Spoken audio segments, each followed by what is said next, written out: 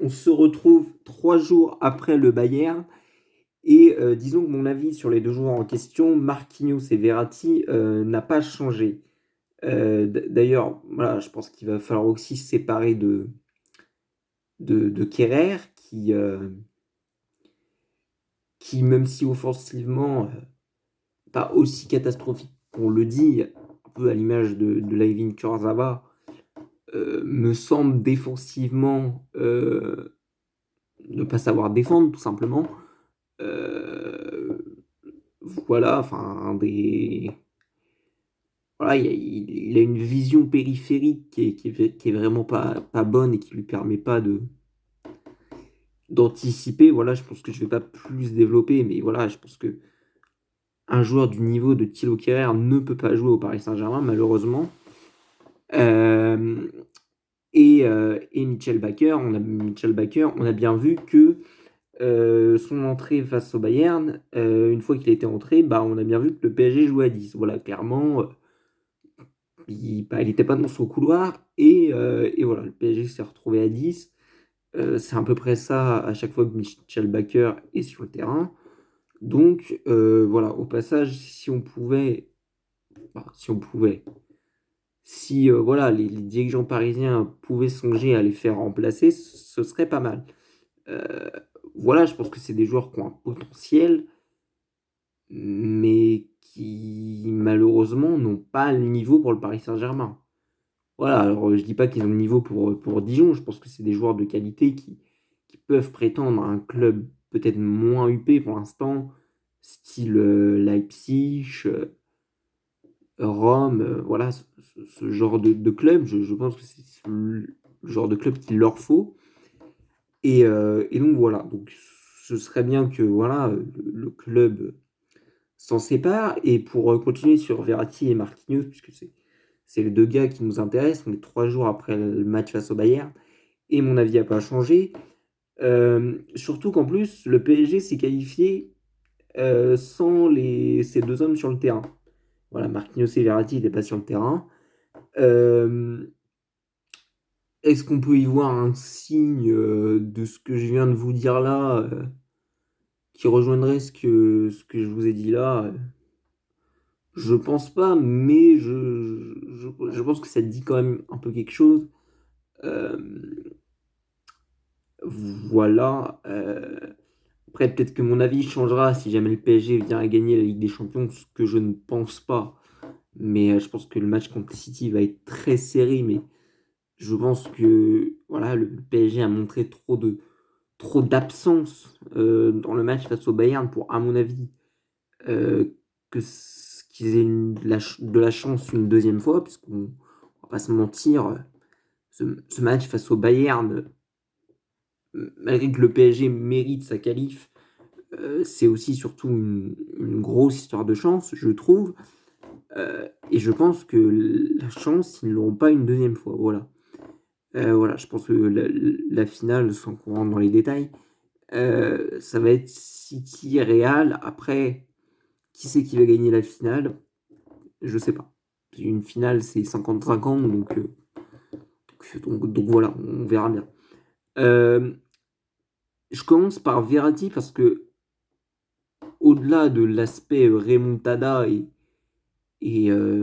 faille mentale, de ces 2 joueurs, voilà, ils ont aussi des défauts footballistiques qui, à mon avis, ne peuvent pas rentrer dans le cadre, d'un club, qui se prétend à devenir le meilleur club du monde.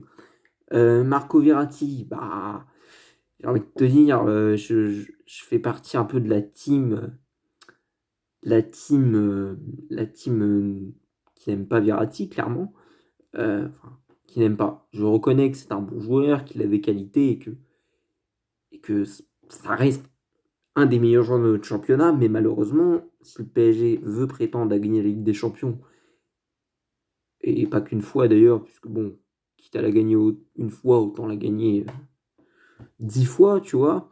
Je pense qu'on peut pas continuer, enfin, le PSG ne peut pas continuer avec un joueur comme Verratti. Euh, certes, c'est un joueur qui récupère énormément de ballons, mais qui en perd énormément aussi. et il te perd pas des ballons dans ton camp, dans le camp adverse. Il perd les ballons dans ton camp, justement. Et c'est souvent à 25 mètres du but. Et en plus, comme monsieur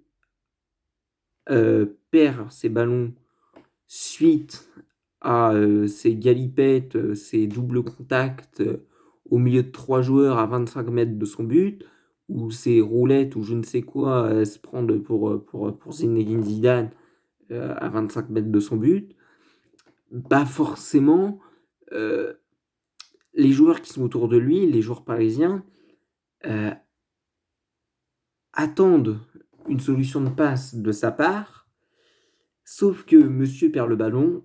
Forcément, comme ils sont dans l'attente, ils ne sont pas prêts à défendre. Les joueurs qui sont autour de lui sont par conséquent mal placés défensivement. Et c'est souvent comme ça que le PSG prend des buts. D'ailleurs, que ce soit en Ligue des Champions ou en Ligue 1, c'est souvent comme ça qu'ils perdent des buts, qu'ils prennent des buts. C'est suite à une perte de balle d'un joueur au milieu de terrain. Alors certes, Marco Verratti perd moins de ballons qu'avant, mais voilà, je prends souvent l'exemple du match contre Dortmund à l'aller où certes, il récupère un nombre incalculable de ballons, mais il en perd aussi énormément et c'est lui qui met en danger les Parisiens dans ce match. Euh, voilà, un joueur comme Kipembe dans ce match-là est, est tout le temps dans l'attente que Marco fasse la passe, et en fait, comme il s'enferme, il fait pas la passe, et Kipembe est mal placé, et il se fait souvent prendre à revers. Donc voilà, faut quand même souligner que c'est un joueur qui a progressé mentalement. Voilà, ces 2 dernières années, c'est indéniable. Mais malheureusement, un joueur qui perd autant de ballons et qui parfois, alors c'est une critique qu'on lui fait, mais que je lui fais moins parce que, parce que, parce qu'il est enfin, il arrive quand même à être décisif par certaines passes. Voilà, c'est quand même un joueur qui ralentit parfois le jeu. Est-ce que le PSG, qui, face aux grosses équipes, va sans doute devoir dans les prochaines années jouer bas comme ils l'ont fait face au Bayern, est-ce qu'ils ont besoin d'un milieu qui ralentit le jeu? Enfin, qui temporise plutôt, je préfère temporiser, je trouve que c'est moins péjoratif, parce que pour moi, c'est pas un défaut de vouloir temporiser le jeu, mais est-ce qu'ils ont besoin de ça? Je ne pense pas. Enfin, je ne pense pas, j'en suis sûr même. Donc voilà, c'est pour ça que pour moi, il faut se séparer de Marco Verratti, qui, en plus de ça, comme je vous ai expliqué, a encore fonctionne encore à travers la remontada mentalement. Et en fait, le problème de ce sport, c'est qu'on sous-estime, même si ça fait partie des techniques de management de certains entraîneurs, l'aspect mental qui en fait, qui est l'aspect le plus important dans ce sport où finalement, tu ne contrôles jamais vraiment rien, en fait. Tu es toujours... c'est un sport de duel, le foot, où si ton adversaire et que tes coéquipiers... Enfin, si ton adversaire est doué et que tes coéquipiers sont pas dedans, c'est un sport où tu pourras rarement être le sauveur, en fait. C'est un collectif qui sauvera, en fait, le club. C'est rarement un joueur. Voilà, contrairement à ce qu'on peut raconter. Euh, et pour Marquinhos, alors, c'est sans doute celui qui va faire le plus débat, étant donné que c'est le capitaine, que tout le monde l'adore, tout le monde lui fait des bisous dans le cou. C'est un peu ça le problème, en fait. C'est un peu ça, c'est-à-dire que Marquinhos, on a l'impression que c'est le meilleur défenseur du monde. Voilà, je pense que les supporters parisiens doivent se rendre compte que malgré des qualités présentes, euh, c'est un joueur qui a quand même des problèmes de placement, qui fait des erreurs d'inattention enfin, pas des erreurs d'inattention, mais qui est parfois, qui a parfois des absences. Voilà, comme quand tu suis un cours et que le prof est chiant, bah, Marquinhos, c'est pareil. C'est pas qu'il se fait chier sur le terrain, mais je sais pas à quoi c'est dû, mais je trouve qu'il a des absences. Et voilà.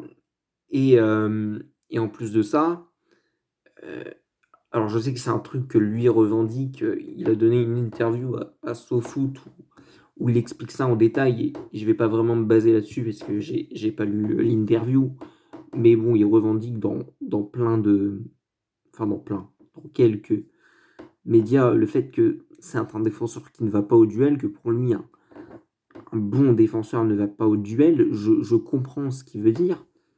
Je trouve que c'était pas forcément une mauvaise vision et malheureusement, j'ai l'impression qu'il le théorise trop et tu as envie de lui dire à un moment donné, quand quand le mec en face, il est dans la demi-lune ou aux abords, enfin aux 25 mètres, faut que tu ailles au duel, tu vois? Tu vois, à un moment donné, faut pas gamberger, voilà, je comprends ta logique de suivre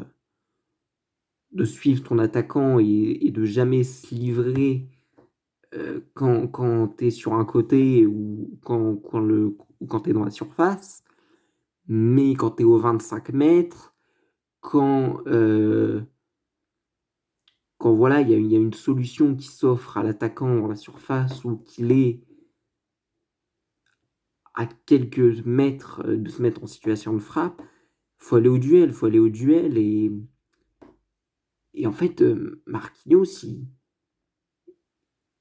il fait concéder trop d'occasions aux Parisiens pour se permettre de le garder dans le club, je trouve. C'est mon avis. Heu, voilà, il se livre jamais sur les frappes. Voilà, alors si les défenseurs se livrent moins sur les frappes ces derniers temps, c'est aussi parce qu'il y avait cette fameuse règle des mains qui a été modifiée maintenant, mais avant, quand le bras était décollé, c'était automatiquement penalty qu'il y ait geste de la main vers le ballon ou pas. Donc effectivement, je peux comprendre que les défenseurs n'allient pas, se livrer sur les frappes adverses. Mais Marquinhos, il ne se livre pas du tout, en fait. Et, et c'est un peu ça le problème, quoi. Donc, donc voilà. J'espère que j'ai été clair. Je pense que je suis parti un peu dans tous les sens, mais voilà, c'est ce que je voulais dire. Mon avis va peut-être changer, d'ici là. Mais voilà, c'est mon avis actuel. Heu, voilà, voilà. Je sais pas trop ce qui va arriver sur la chaîne là dans les prochaines semaines, mais voilà, abonnez-vous, mettez des j'aime, voilà. Commentez même un bonjour, tu vois? Ça augmente le référencement. Tu es poli, tu dis bonjour et ça augmente le référencement et voilà et ça fait plaisir à Toto, quoi. Donc voilà, ce serait cool. Ce serait un geste, charitable, on va dire. Voilà, je sais pas si ça se dit, je dis vraiment de la merde. Donc voilà. Bisous. Bisous, bisous.